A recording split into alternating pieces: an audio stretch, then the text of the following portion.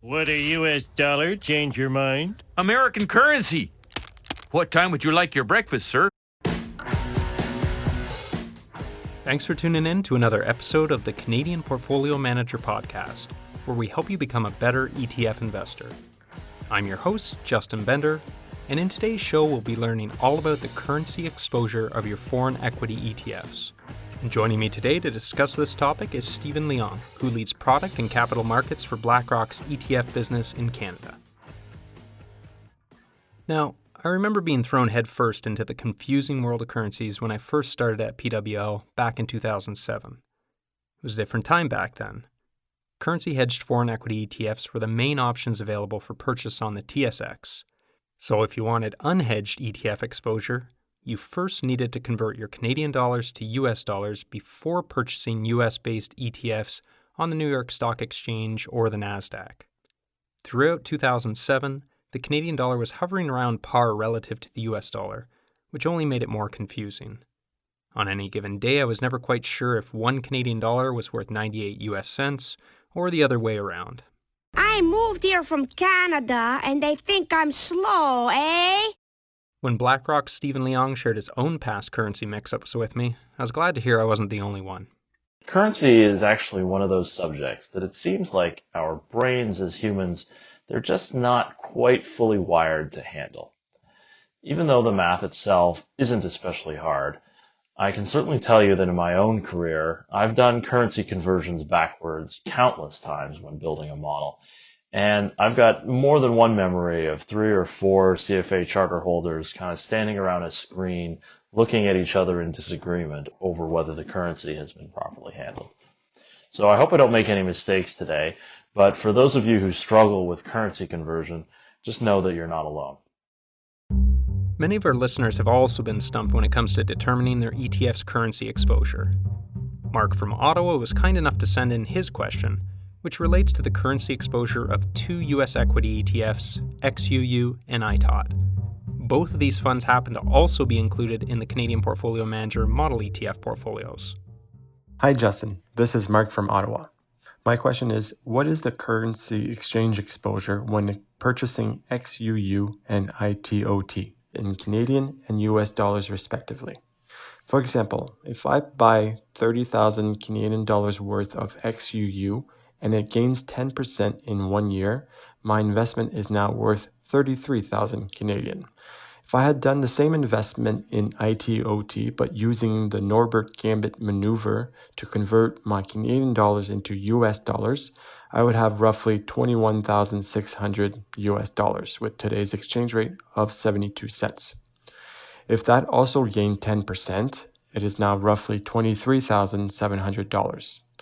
Meanwhile, during the same year, the Canadian dollar got stronger and the exchange rate is now 80 cents. If I convert this investment back into Canadian dollars, it translates to $29,700, which is less than my original investment in Canadian dollars. As a Canadian, would it not be best for me to hold most of my funds in Canadian dollars to avoid currency fluctuations? Finally, as a Canadian, are there any advantages to holding US ETFs in US dollars as opposed to Canadian dollars? Thanks. Thank you, Marc, for providing this very relevant currency-related question. I also appreciate your detailed example, which we'll refer to as we work through your questions.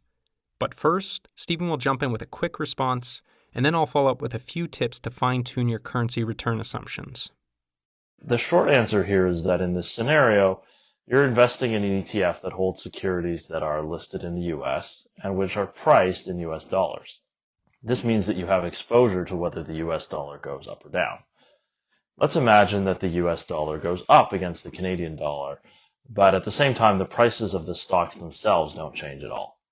In that case, the value of XUU has to go up because its price is quoted in Canadian dollars and the value of its assets has increased in Canadian dollar terms. The reverse is true as well. So again, imagine that the stock prices, they don't change at all, but the US dollar goes down against the Canadian dollar. In that scenario, the price of XUU also has to go down. As a Canadian investor, if you buy a US stock market ETF, then you're exposed both to the price of the stocks and the US dollar. And from a return standpoint, you want them both to go up. Stephen's last point is extremely important. With XUU, ITOT, or any other unhedged US equity ETF, you actually have not one, but two investments. For example, for XUU, your first investment is the US stock market, while your second investment is the US dollar. If you take away only one thing from today's episode, remember, the currency in which your ETF transacts has no relationship to your ETF's currency exposure. This holds true whether the currency transaction is in Canadian dollars for XUU or US dollars for ITOT. Let's apply this takeaway to Marc's excellent XUU example. So far, Marc, you've only accounted for the US stock market return of 10%, but XUU is priced in Canadian dollars.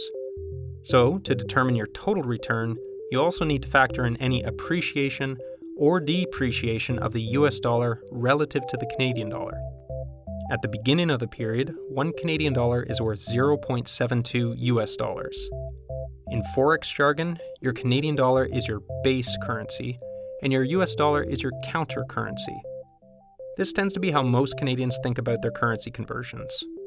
We want to know, if we have 1 Canadian dollar, how many US dollars can we purchase with it? And here's a quick tip.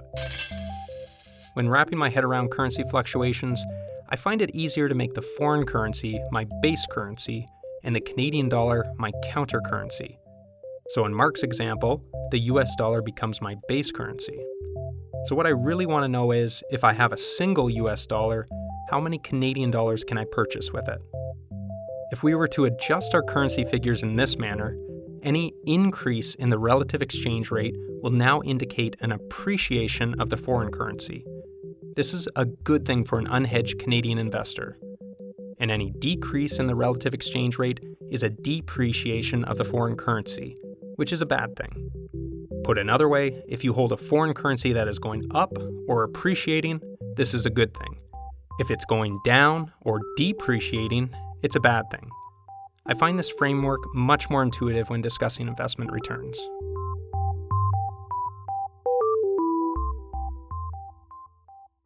And now that we've established the basics, here's a slightly technical example to help you become a currency transaction whiz. In Marc's example, we already know that 1 Canadian dollar was worth 0.72 US dollars at the outset. But suppose I want to know how much my base currency of 1 US dollar is worth in my Canadian dollar counter currency. We would simply divide 1 by 0.72, which tells us that we've got 1.3889 Canadian dollars at the beginning of the measurement period. In other words, 1 US dollar can initially buy 1.3889 Canadian dollars. Now let's look at the end of the measurement period, when 1 Canadian dollar is worth 0.80 US dollars. Making the same adjustment, we find 1 US dollar is now only worth 1.25 Canadian dollars. So at the beginning of the period, 1 US dollar can be exchanged for 1.3889 Canadian dollars, but at the end of the period, 1 US dollar will only get you 1.25 Canadian dollars. This means the US dollar has depreciated against the Canadian dollar. And as Stephen mentioned earlier, from a return standpoint, you want the US dollar to go up or appreciate against the Canadian dollar when holding an unhedged US equity ETF like XUU or ITOT. The fact that it's gone down or depreciated is a bad thing. In Marc's example, the US stock market increased by 10%, while the US dollar depreciated against the Canadian dollar. So where does that leave you as a Canadian investor? First, we'll calculate the US dollar currency depreciation as a simple holding period return.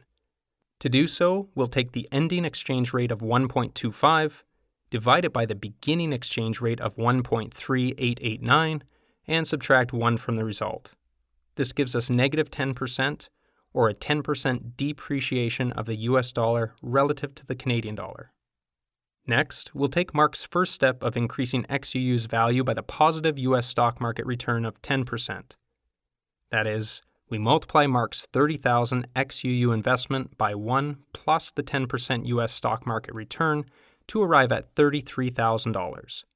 But then we need to decrease that result by the amount of the US dollar's depreciation. So we'll multiply this figure by 1 minus the 10% depreciation of the US dollar, or 0.9. So 33,000 times 0.9 gives us 29,700 Canadian dollars.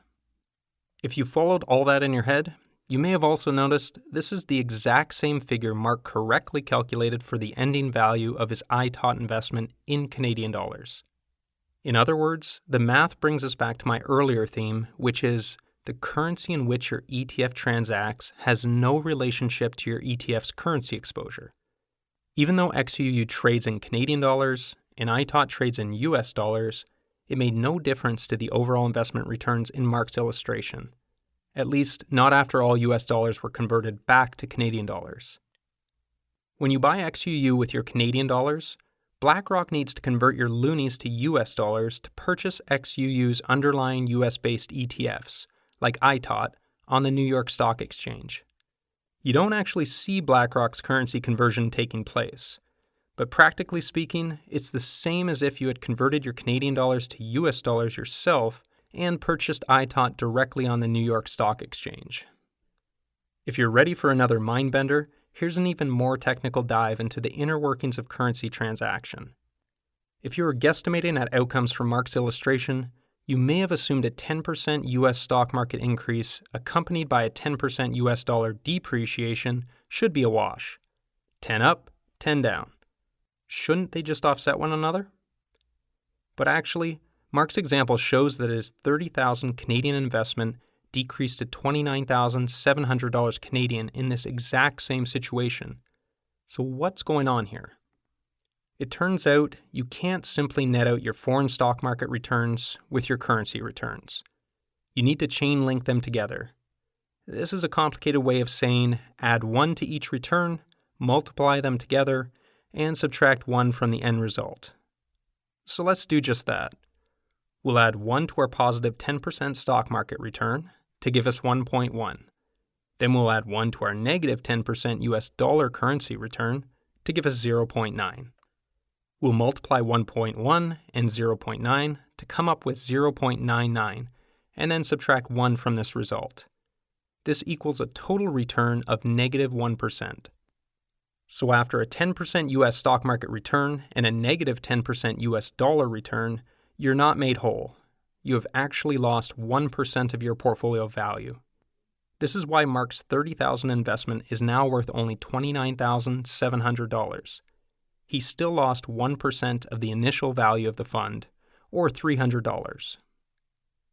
Let's wrap this section with one more demonstration of how XUU and ITOT have similar US stock market and US dollar exposure, even though they transact in different currencies.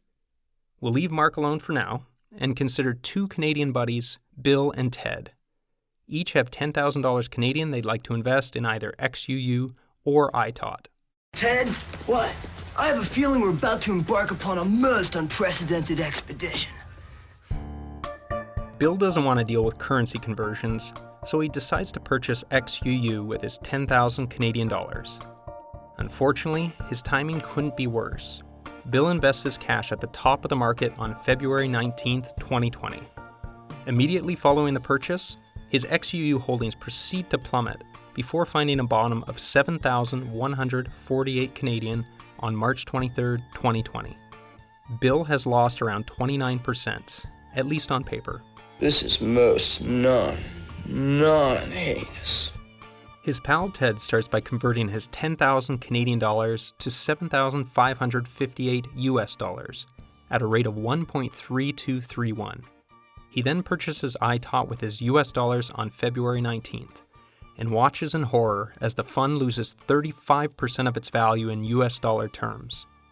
Ted bottoms out at 4,913 USD on March 23rd, with his ITOT holdings dropping by an extra 6% relative to Bill's XUU holdings. Bogus. It gets worse for poor Ted. Since he has not yet come to terms with today's lesson on currency exposure, he instantly regrets his decision. On March 23rd, he sells his entire ITOT holding and converts his 4,913 US dollars back to 7,114 Canadian dollars at the current exchange rate of 1.4482. Maybe the light bulb finally comes on for Ted when he is pleasantly surprised. After the conversion back, he realizes he actually has almost as many dollars as his buddy Bill, and has only lost around 29% in Canadian dollar terms. No way! Yes way, Ted! In short, Bill and Ted both benefited about equally from their US dollar exposure over this period.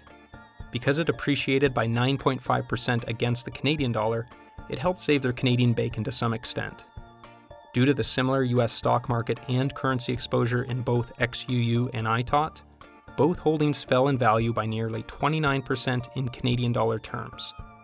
This represented a 6% improvement over the overall US stock market drop of 35%. Although Ted didn't realize the currency benefit on paper until he converted his US dollars back to Canadian, it was there all along during his most excellent currency adventure. Excellent! So far, our examples have focused on a single foreign stock market with only one underlying currency. But the same currency concepts apply to ETFs that invest in multiple foreign stock markets. Stephen will explain that now. Let's take the example of XEF, which is the iShares Core MSCI EFA IMI ETF. It invests outside of Canada and the US. XEF holds stocks from several other countries such as Japan, Switzerland, Germany, the UK, and many others. And instead of just one currency, there's multiple, such as the yen, Swiss franc, euro, pound, etc. Some of those currencies might go up and some of them might go down. Let's assume again that the prices of the stocks that XEF owns don't change. XEF's price would still go up or down depending on movements in those foreign currencies against the Canadian dollar and how much of the portfolio each currency represents. If you own XEF, your preference will be for those currencies to go up, as that would increase the value of your investment.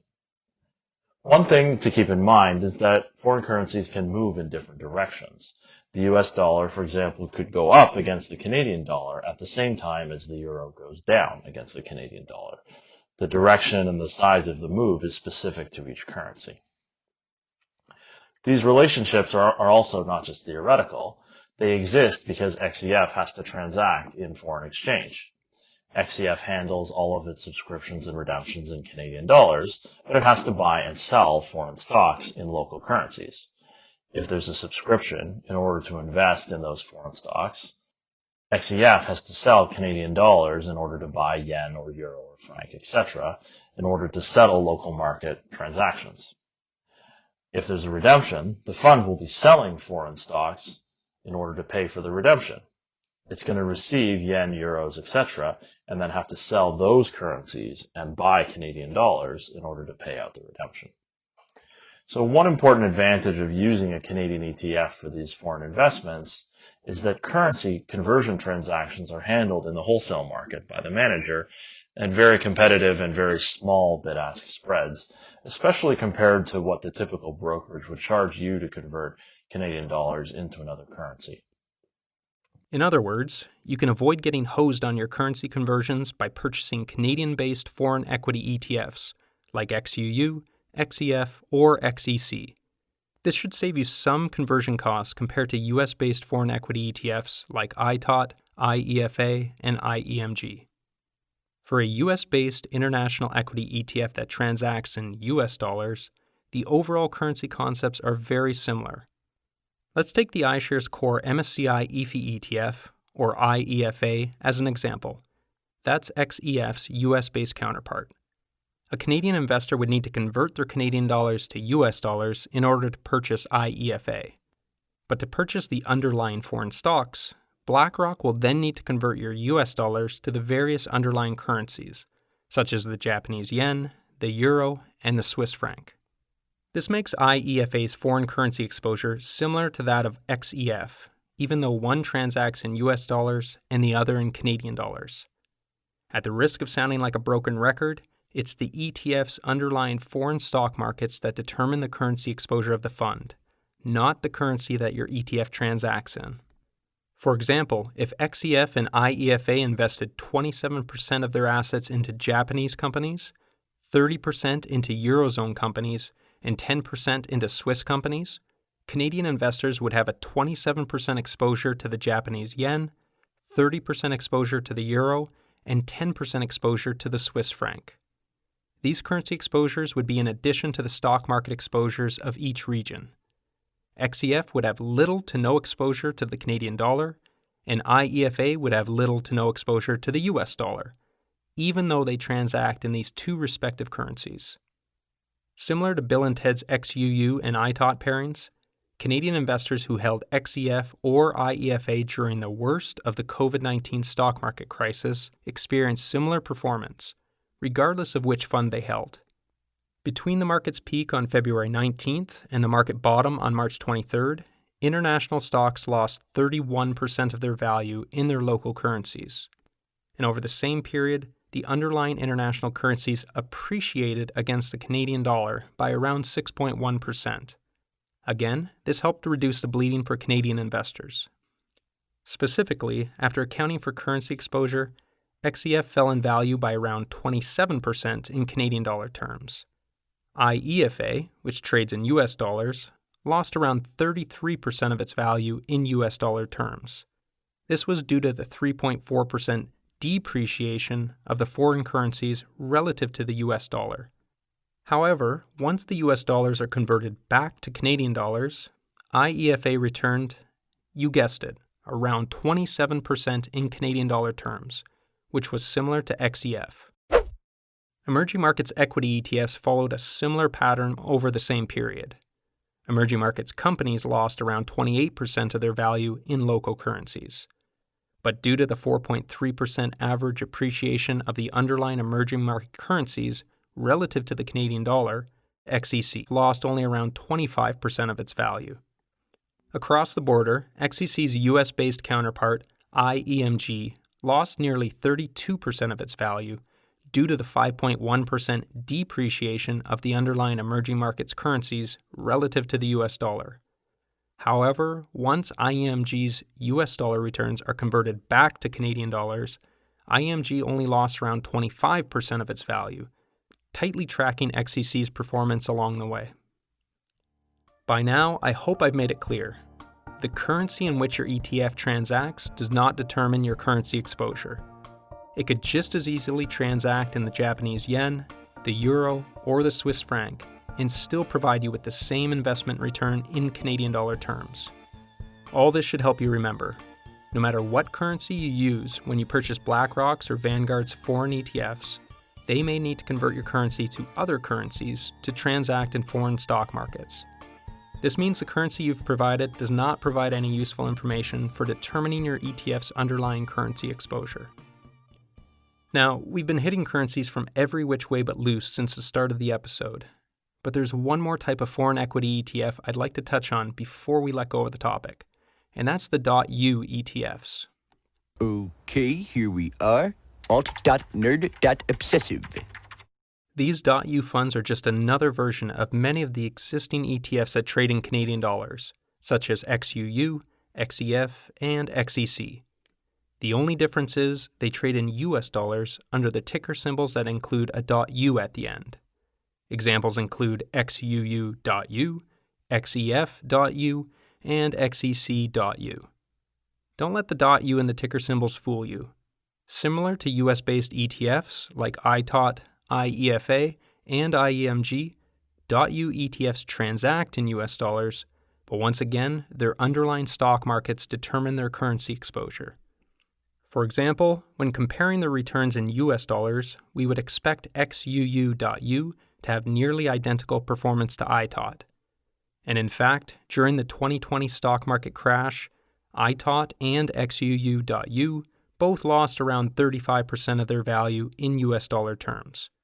Also, once you convert both funds' performance back to Canadian dollar terms, XUU.U and ITOT provided similar returns to their Canadian-based counterpart, XUU.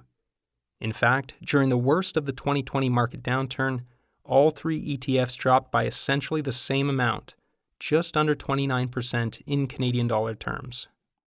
The same would apply for international equity ETFs that transact in US dollars.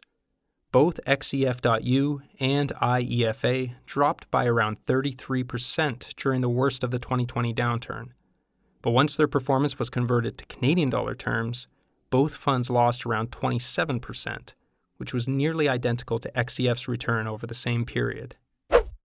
And on the emerging markets front, XUU and IEMG each fell by just under 32% in US dollar terms.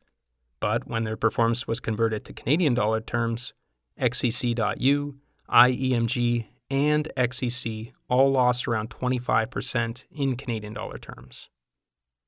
This brings us back to my opening theme. It doesn't matter whether you buy your foreign equity ETFs with Canadian dollars, US dollars, or any other currency. Even if BlackRock were to release a series of .Y Japanese yen-traded ETFs or .E euro-traded ETFs, the same rules would apply. There is one more point you can take away from all this. Since investing in Canadian dollars is usually much more practical and straightforward, doing so should be the default choice for most Canadian do-it-yourself investors most of the time.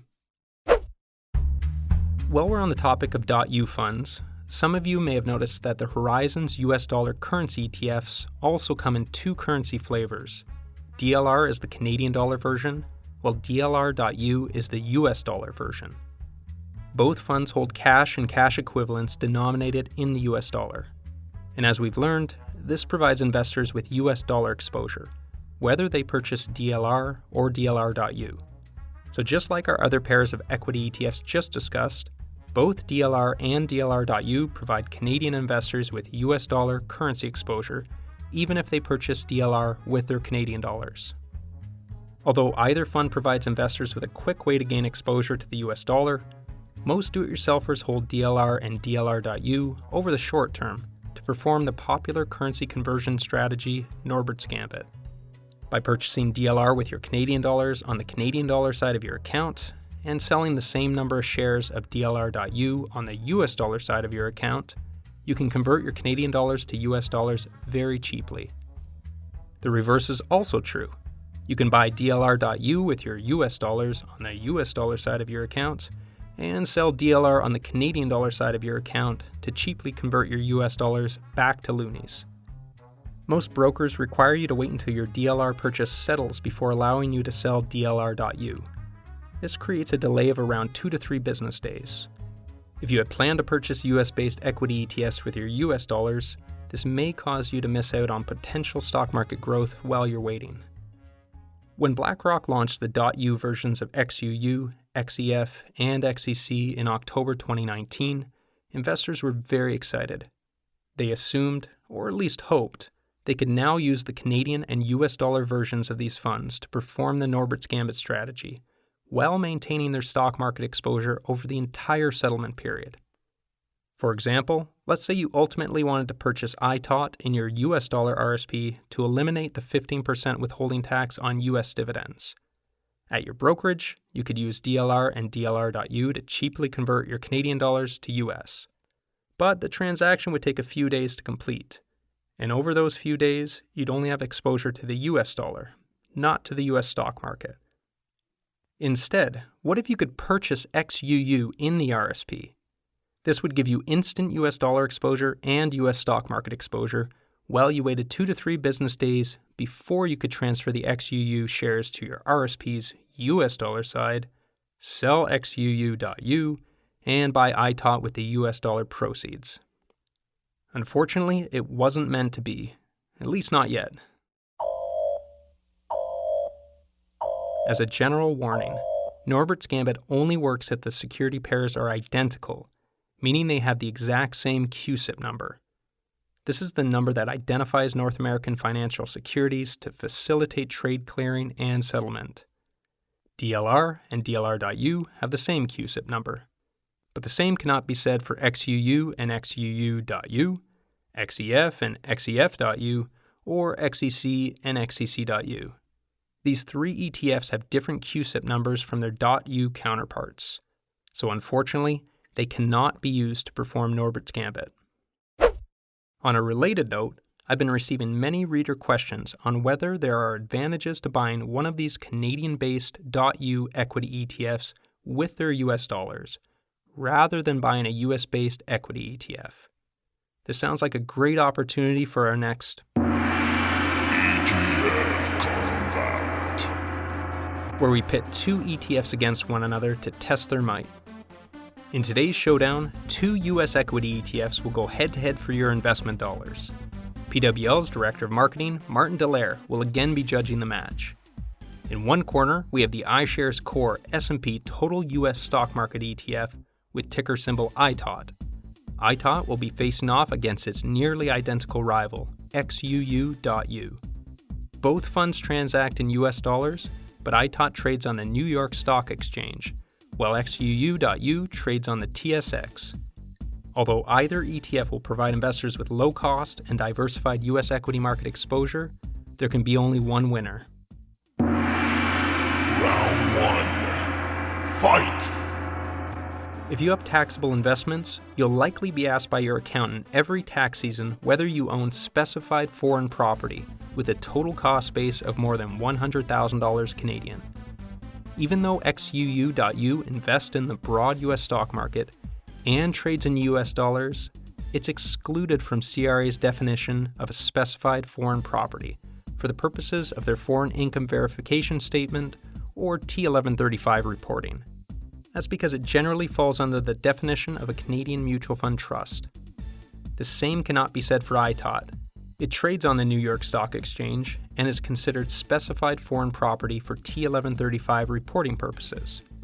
CRA desperately wants to get the lowdown on your ITOT holdings. If the cost base of your taxable ITOT holdings was more than $100,000 in Canadian dollars at any time during the tax year, you'll need to provide these goons with the gross amount of foreign dividend income earned during the year, before withholding taxes, and in Canadian dollar terms. Plus, you'll need to report the gain or loss on any shares of ITOT sold during the year, also in Canadian dollars. And if the cost base is more than $250,000 Canadian at any point during the year, you'll also need to throw in ITOT's maximum fair market value during the year, as well as its fair market value at year-end, both in Canadian dollar terms. Collecting this information can be tedious for most investors and easily avoided by opting for XUU.U over ITOT. But wait, there's more. If you're uber wealthy, you may be subject to U.S. estate taxes if you hold any U.S. situs property, including U.S.-based ETFs like ITOT. This gotcha applies even if you have no direct ties to the U.S. In 2020, it would kick in if you passed away with an estate worth over $11,580,000 in US dollars, or currently around $15,640,000 Canadian dollars. Even though you can't take it with you, you don't want to hand it over to the IRS. Holding a Canadian-based ETF like XUU.U gets you around this punitive tax. XUU.U wins. Round 2. Fight! As both ITOT and XUU.U transact in US dollars, CRA requires investors to track both ETFs' cost bases in their taxable accounts in Canadian dollar terms. So anytime you make a new purchase, you'll need to adjust your transaction cost by the US dollar Canadian dollar exchange rate on the settlement date of your trade, and add this to the cost base. This is relatively straightforward once you get the hang of it. Or you can even use an online cost-based tracking service, like adjustedcostbase.ca. For tax reporting purposes, you'll also need to convert any foreign dividend income received or foreign tax paid into Canadian dollars.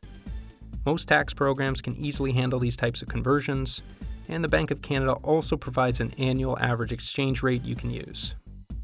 XUU.U's cost base may also require return of capital or reinvested distribution adjustments. It's very common for a Canadian-based ETF. If the fund distributes return of capital in US dollars, you'll need to reduce your cost base by this amount, while ensuring that you've converted the values to Canadian dollar terms. And if XUU.U distributes a reinvested distribution, also known as a phantom distribution, you'll need to increase your cost base by this amount, also converted to Canadian dollars. You can probably already see how this could get confusing. ITOT's distributions, on the other hand, are expected to be 100% foreign income, so no adjustments to your cost base will be required. Based on the number of ACB tracking questions I receive on a regular basis, this should be music to most investors' ears.